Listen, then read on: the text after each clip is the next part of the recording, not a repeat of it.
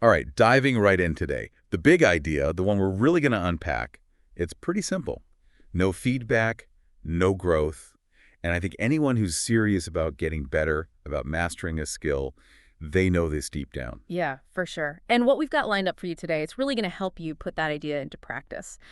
We're looking at, well, first of all, how a company like McKinsey, they're known for their top-tier consulting, how they build a whole culture around feedback. But it's not just some abstract big company thing.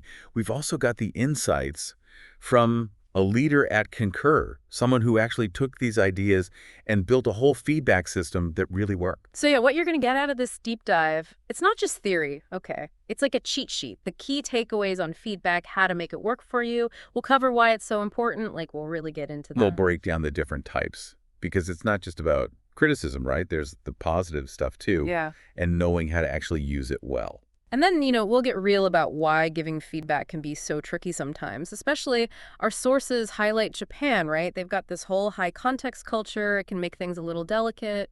But stick with us, all right?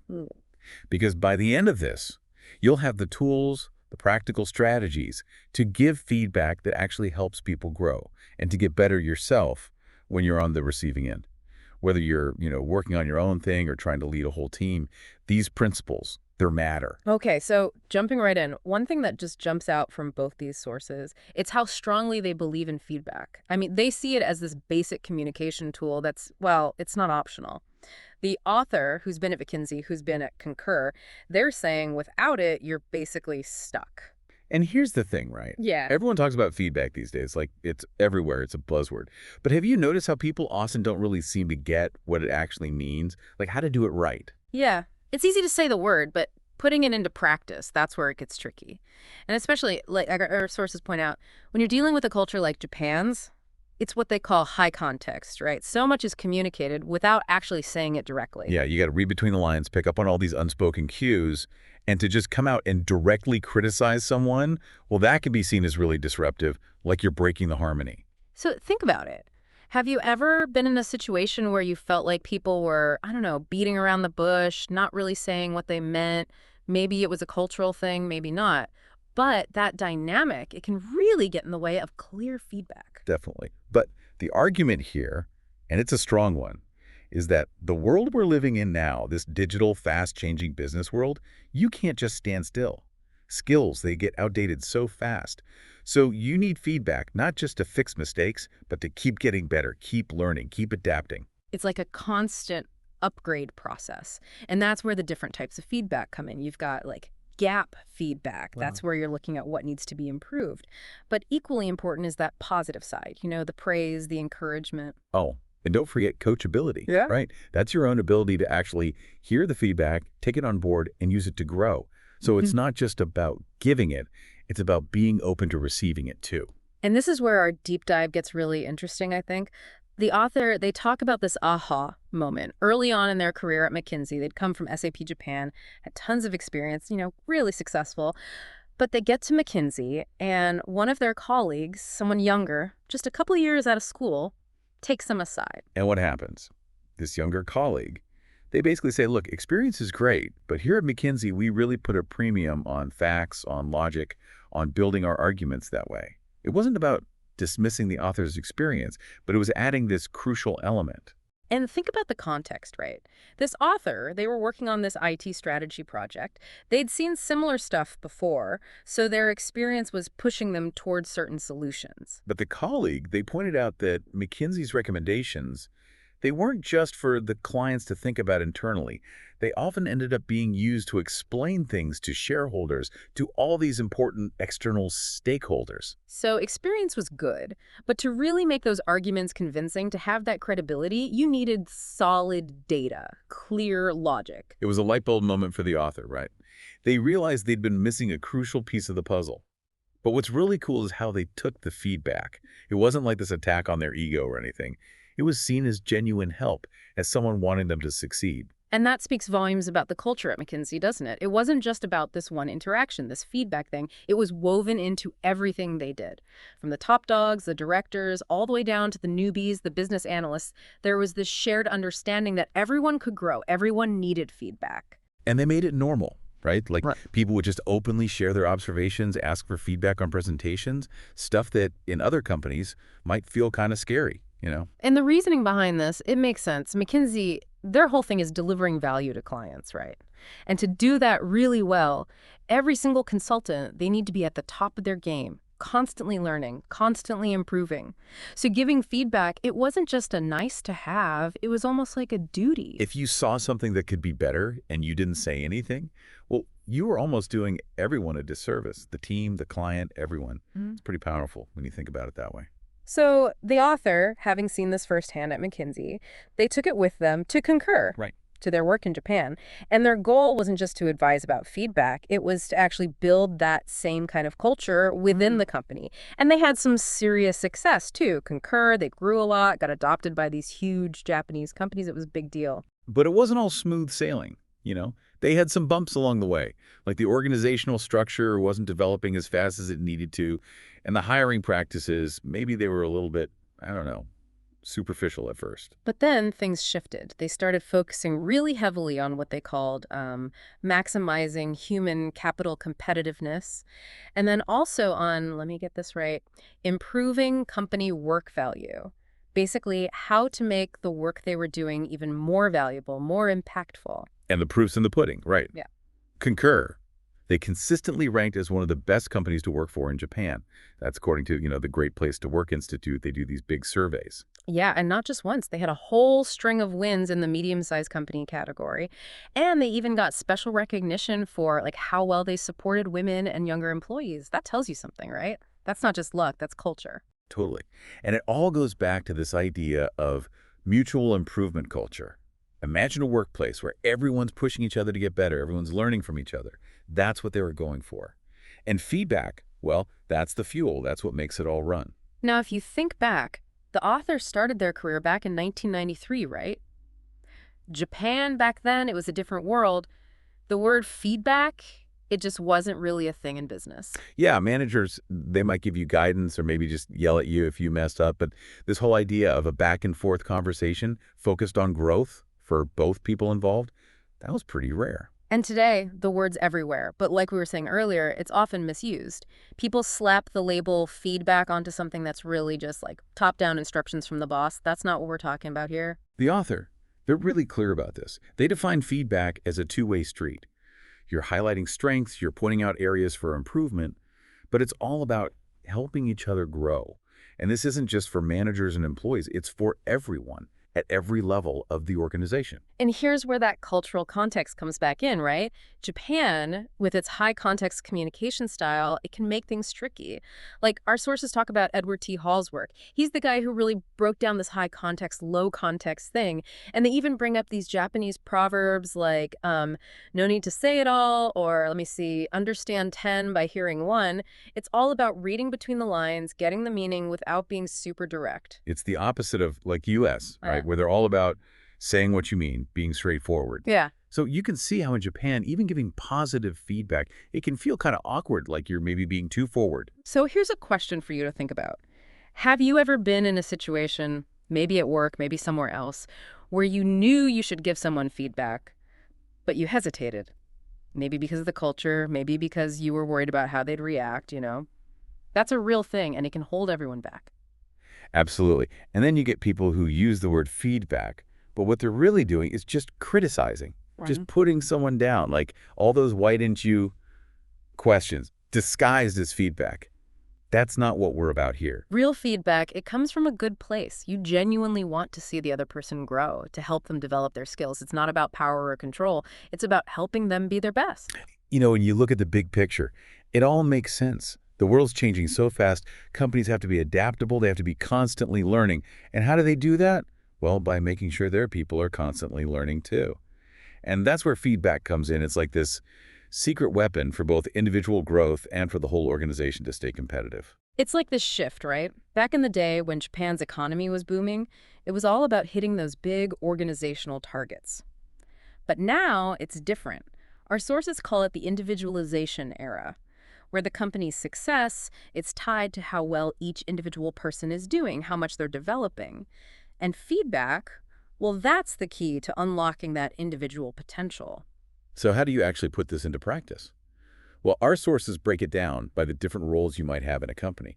You've got your individual contributors, your managers, and then the executives at the top. So if you're an individual contributor, the big takeaway is that being good at giving and receiving feedback, it's like this portable skill. You can take it with you wherever you go, which is huge these days, right? People are changing jobs more often, maybe even switching careers entirely. It's like presentation skills. Remember when, I don't know, maybe 10, 15 years ago, not everyone thought they needed to be good at presenting? But now it's a basic requirement for almost any job. Well, our sources are saying feedback skills, they're headed in the same direction. So the sooner you get good at it, the better. According to our sources, the goal for individual contributors is to reach what they call stage 2 of feedback practice. This means you're not just learning about it, you're actually doing it, applying the principles in your day-to-day work. And remember, it's not just about being on the receiving end. When you give feedback, even to your colleagues, even to your boss, it builds respect. It shows you're invested in the team's success. And when you seek out feedback, when you're open to hearing it, well, you're basically putting yourself on the fast track to learning and growing. It can even boost your confidence because you're taking control of your own development. Now, when you move up to being a manager, well, feedback skills, they're not just nice to have anymore, they're essential. You're responsible for a whole team, and your job is to help them perform at their best. So giving a clear, helpful feedback, that's a core part of your role. So the initial goal for a manager, it's the same as for an individual contributor. To get to that stage 2, you're consistently giving good feedback to your team, but the real aim, the next level, is to build what our sources call a stage 3 environment. That's where everyone on the team, they're comfortable giving and receiving feedback, not just from the manager down, but from everyone to everyone. It's like this constant loop of improvement, and it can seriously boost performance, communication, the whole atmosphere of the team. And then at the very top, you've got the executives. Their goal is to create what our sources call a stage 4 company, a place where feedback is just woven into the fabric of the culture. Like it's normal, it's expected, it's valued. And Concur, they're presented as a company that's really achieved this. They've got this culture where people feel comfortable giving feedback upwards, even challenging their bosses if they need to. And the benefits, they're huge. It prevents all those little frustrations from building up into big problems. It keeps morale high, and it makes the company a magnet for top talent. Yeah, there's this story about job candidates specifically saying they wanted to work at Concur because of the feedback culture. That tells you something, right? So let's break down some practical stuff now. Our sources lay out 5 key principles to help you build those positive connections through feedback. And the first one, the foundation, it's all about your mindset. When you're going into a feedback conversation, you have to have the right intentions. It's not about blaming. It's not about venting your frustrations. It's about genuinely wanting to see the other person succeed to help them grow. Because even if you're super skilled at delivering feedback, if your heart's not in the right place, people can sense it. And the whole thing falls apart. The second principle, it's about knowing the different types of feedback. You've got gap feedback, which is about pointing out what needs to be improved. And then you've got positive feedback, which is all about celebrating the good stuff, the strengths and achievements. And notice how our sources, they use the term gap feedback instead of negative feedback. That's intentional. It's about framing things in a constructive way, focusing on growth rather than just pointing out flaws. And you know what's interesting? Even giving positive feedback can be tough, especially in a culture like Japan's. They've got this, it's hard to translate directly, but it's this sense of reserve, of humility, that can make people hesitant to really praise others openly. It's different from, some Western cultures where they're more comfortable with outward praise. So that's something to keep in mind, especially if you're working with people from different backgrounds. The third principle, it's about the direction of feedback. It shouldn't just be top-down, from the boss to the employee. It should flow in all directions, upwards, sideways, across departments, you name it. And this is where psychological safety becomes so important. If people don't feel safe speaking up, sharing their honest thoughts, then the whole feedback system breaks down. Yeah, like the source gives this example of using polite language no matter who you're talking to. It might seem small, but it creates this atmosphere where everyone feels respected, where feedback isn't seen as a threat. The fourth principle, it's about how receptive people are to feedback. They call it coachability. And here's a crazy stat from a Concur survey. 83% of employees said they hesitated to give feedback. And get this, the main reason wasn't because they didn't know how to give it well, it was because they were worried about how the other person would react. That's like, whoa, right? It really shows how important the receiver's role is in this whole feedback exchange. If you're not open to it, if you get defensive or shut down, it makes it way harder for people to give you honest feedback in the future. And then the fifth principle, it's about the organization itself. Building a feedback culture, it's not just about individuals trying hard. It needs to be baked into the company's values, its leadership style, everything. Our sources say they'll go into more detail on how to do that later, but just know that it's not something you can force overnight. It takes commitment from the top down. All right, let's zoom in on positive feedback now. What's it actually for? Why bother with it? Our sources bring it down into two perspectives: the benefits for the person getting the feedback and the benefits for both people involved. So for the receiver, positive feedback, it does a few really important things. It reinforces good behaviors. It can actually help change behaviors for the better, and it taps into this deep human need for self-esteem, for feeling valued. Think about it like this. You're training a dog, right? When they do their business in the right spot, you praise them, you give them a treat, and that makes them more likely to repeat that behavior. Or think about a kid who's learning to get ready for school. When you praise them for packing their backpack neatly, for remembering their lunchbox, well, they're more likely to keep doing it that way. Positive reinforcement, it works. And our sources are saying it's just as important in the workplace for adults. They even tell this story about an American exec at Concur who, he was trying to adapt to Japanese business customs, which can be pretty complex. And when his colleagues praised him for doing a good job, it really stuck with him and he kept making the effort. Positive feedback, it doesn't just maintain good behaviors, it can also transform them. Like, imagine you've got a team member who's always late, but one day they manage to finish a project on time and you really praise them for it. Yeah. Well, that can be the nudge they need to start being more punctual. And then there's the self-esteem angle. Our sources talk about Maslow's hierarchy of needs. Remember that pyramid? Well, they're saying that in modern society, a lot of us, we have our basic needs met, but that need for esteem, for feeling respected and valued, it often goes unmet. It's like we're all craving those likes on social media, right? But when you get genuine, specific, positive feedback, it fills that need in a much more meaningful way. It builds confidence. It makes you feel like you can actually achieve something. And for both people involved, positive feedback, it strengthens relationships. When you give genuine praise, you're basically saying, hey, I see you, I value you. And that creates a much stronger bond, a much more supportive environment.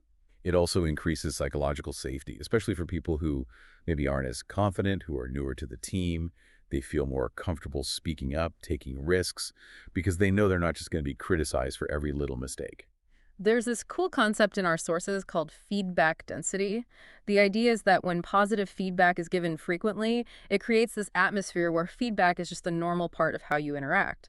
And that makes it easier to give and receive those tougher, more critical pieces of feedback when they're necessary. It's like if you're in a good relationship, you can talk about the good stuff and the bad stuff openly and honestly, writing. All right, let's get tactical now. We're going to use that classic 5W1H framework, why, when, who, where, what, and how, to break down how to give truly great positive feedback, starting with why, the motivation. Yeah, why are you even bothering to give this feedback in the first place? If it's not genuine, if you're not truly invested in the other person's success, then it's not going to work. Our sources, they highlight a few key motivators. Yeah. The big one is that genuine desire to see the other person grow. You're not just trying to manipulate them or get them to do what you want. You actually care about their development as a person. Like, think about those talent shows on TV, right? The judges, the ones who are really good, they can be tough, but you can tell they actually want to see the contestants succeed. And then there's the simple act of overcoming your own reservations. Some people, they're just naturally shy about giving praise, or they worry about sounding cheesy. But our sources say, push through that. The impact of genuine positive feedback, it's worth it. Like, they tell this story about a manager who was, really good at giving critical feedback, but he felt awkward about praising people, but then he tried it, and he saw how much of a difference it made, how much it boosted morale and performance. So if you're holding back, just give it a try. All right, moving on to when. When's the best time to give positive feedback? Our sources are clear on this. The sooner the better. Don't wait for a performance review or some big event. When you see someone doing something well, acknowledge it right then and there. And don't be stingy with it either. Make it a habit. Make it part of your everyday interactions. Even those seemingly small things, they add up over time. Like, at Concur, they made it a practice to give each other immediate positive feedback after presentations, after meetings, things like, hey, your slides were really clear, or you handled that tough question really well. It created this constant flow of positive reinforcement. Now, who should you be giving positive feedback to? The answer is, well, pretty much anyone. Don't just focus on your direct reports. Give it to your colleagues, your peers, even your boss. Yeah, some people feel weird about praising their boss, but honestly, even managers need a pat on the back sometimes. It shows you appreciate their leadership, their support. The author even shares a personal story about a time when positive feedback from their team really meant a lot to them. And when you're giving praise, make it about the individual, not about comparisons. Don't say things like, you're doing almost as well as so-and-so. It just creates a weird competitive vibe. Instead, focus on their progress, on how they've improved. Like, hey, I've noticed you're much more confident in leading meetings now. That kind of feedback, it really hits home. Okay, where should you give positive feedback? The good news is you've got more flexibility here than with the critical stuff, which we'll get to later. Email, instant messaging, those are totally fine for positive feedback. It creates a written record that the person can look back on, and it can be really motivating to see those positive words in writing. And public praise, it can be really impactful too, like shouting someone out in a team meeting, acknowledging their good work in front of others. But use it wisely, because it can also create jealousy or make people feel left out if it's not done well. All right, what should you actually say when you're giving positive feedback? The key here is to be specific, to go beyond those generic good job comments. Like, instead of just saying, your presentation was great, tell them why it was great. I love how clearly you explained the data, or you really nailed the Q&A section. You answered those tough questions perfectly. Our sources, they talk about this surface trap of positive feedback. It's where the praise is so general, so shallow, that it doesn't really mean anything. It's like you're just going through the motions, but you're not really connecting with the person's efforts. To avoid that, they suggest using the 5 whys technique, like from Toyota's manufacturing process. It's about digging deeper, asking why multiple times to get to the root cause of something. So instead of just saying, that report was awesome, you might ask yourself, why was it awesome? Well, because the client loved it. Why did they love it? Because it was really tailored to their specific needs. And you keep asking why until you get to the heart of what made that report so successful, which might be something like, because this person spent extra time researching the client's industry. Then when you give the feedback, you can say something like, I really appreciate how much effort you put into understanding the client's needs. It really showed in the final report. And don't just praise the results. Praise the process, too. Did they try a new approach? Did they work really hard, even if the outcome wasn't perfect? Acknowledge that effort, because that's what builds resilience. That's what encourages people to keep learning and growing. The author tells this story about a time when they were struggling with a project at Concur, and their boss, instead of just focusing on the problems, he really acknowledged the effort they were putting in, the creative solutions they were trying. And that support, it made a huge difference. It kept them going. Last but not least, how should you deliver positive feedback? It's all about being genuine, being sincere. Don't just throw compliments around like confetti. Make sure they're heartfelt and specific. And here's another tip. Don't take people's abilities for granted. What might seem easy to you might be really challenging for someone else. So when you give praise, be mindful of that. Our sources also talk about this cool technique called adding the next goal. It's about building on the positive feedback by suggesting a small area for future improvement. But the key is to use the word and instead of but, so it doesn't feel like you're undermining the praise. So you might say something like, your presentation was fantastic, and I think it would be even stronger if you added a couple more data points to support your argument. It's like you're acknowledging their success while also gently pushing them to keep growing. Then there's these fascinating psychological effects. Our sources talk about the Pygmalion effect, which is basically the idea that higher expectations lead to better performance. If you believe in someone, if you express that belief through positive feedback and encouragement, they're more likely to rise to the occasion. There's this great case study about a manager at Concur who was struggling with his people management skills. But his boss really believed in him, kept giving him positive feedback, kept pushing him to grow. And guess what? He ended up becoming a really great manager. And the opposite of the Pygmalion effect, it's called the Golem effect. That's where low expectations lead to Well, low performance. If you're Yeah. constantly criticizing someone, if you don't express any belief in their ability, they're likely to just give up. It's like they lose their spark, their motivation. And then there's the Windsor effect, which is about how praise from a third party is often more powerful than praise from someone directly involved. So the idea is you can casually praise someone, to a colleague, to a friend, and they might pass that praise along to the person. It's kind of sneaky, but it can really amplify the impact of the feedback. Now, remember, giving positive feedback is just half the battle. You also need to be good at receiving it. And that means overcoming those awkward feelings, those tendencies to deflect or downplay praise. Our sources, they say there are two main types of people who struggle with this. You've got your overly humble folks who are just naturally uncomfortable with compliments. They might brush them off, say things like, oh, it was nothing, or anyone could have done it. And then you've got the folks who struggle with self-affirmation. They might doubt the sincerity of the praise, think the person is just being nice, or they might over-deny the compliment in a way that actually comes across as rude. So the advice for the overly humble folks is to practice accepting praise gracefully. Just say thank you, and maybe add something like, thanks to your help on this, to acknowledge the contributions of others and share the credit. And for the folks with low self-affirmation, the key is to recognize that tendency in yourself and to make a conscious effort to just accept the compliment. Don't overthink it. Don't try to analyze the person's motives. Just take it at face value. And if you find yourself wanting to fish for more compliments by excessively denying the initial praise, stop yourself. It can be really annoying for the giver, and it just makes you look insecure. Okay, shifting gears now. Let's talk about gap feedback, which is about addressing areas where improvement is needed. This is the stuff that people tend to dread, right? The tough conversations, the performance reviews. But our sources, they make a really helpful distinction between what they call light gap feedback and heavy gap feedback. Light gap feedback, it's those little nudges, those reminders to bring something to someone's attention. It's not a big deal. It's more like a course correction. Heavy gap feedback, that's when you're dealing with more serious problems, behaviors that need to change. And those conversations, they require more preparation, more directness. The key is to assess the situation, your relationship with the person, and their level of coachability to decide which approach is appropriate. Now, before you dive into any gap feedback conversation, our sources lay out 6 crucial things to consider. They call them the 6 rights of gap feedback. First, the right occasion. Timing is everything.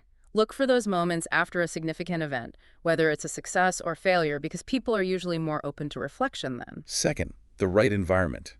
And this one is non-negotiable. Gap feedback should always be given face-to-face and in private. No emails, no instant messages, no group chats. Why? Because those mediums, they lack the nuance of a real conversation. You can't read the person's body language. You can't adjust your tone based on their reactions. It just comes across as impersonal and accusatory. And even in a remote work setting, face-to-face still applies.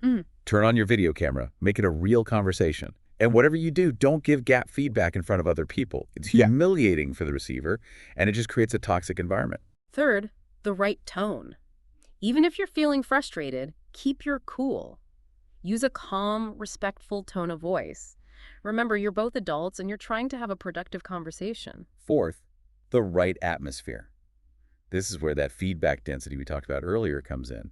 If you've been giving regular positive feedback, it creates this foundation of trust and openness. So when you do have to give critical feedback, it's not coming out of nowhere.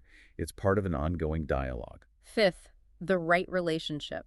If you don't have a good relationship with the person you're giving feedback to, it's going to be tough for them to hear it, no matter how well-intentioned you are. So work on building that trust, that rapport.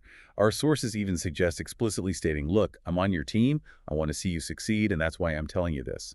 But only say it if you genuinely mean it, of course. And finally, the most important right of all, the right motivation. Your underlying intention has to be to help the other person grow, to improve, to learn from their mistakes. It's not about punishing them or asserting your authority. If you're coming from that place of genuine care, the feedback, even if it's tough to hear, it'll be received much more positively. So let's talk specifically about like gap feedback, those little reminders. Our sources, they tell this great story about the author getting feedback from a junior employee. They were giving a presentation to a client, and they were using a pen to point at the screen, right? Yeah, totally normal thing to do. Seems harmless enough.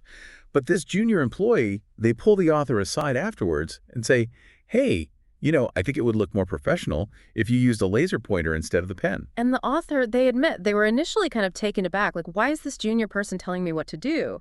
But then they realized, hey, the feedback was valid, it was coming from a good place, and it was actually going to help them look more polished in front of clients. It's a great example of how even those seemingly small pieces of feedback can make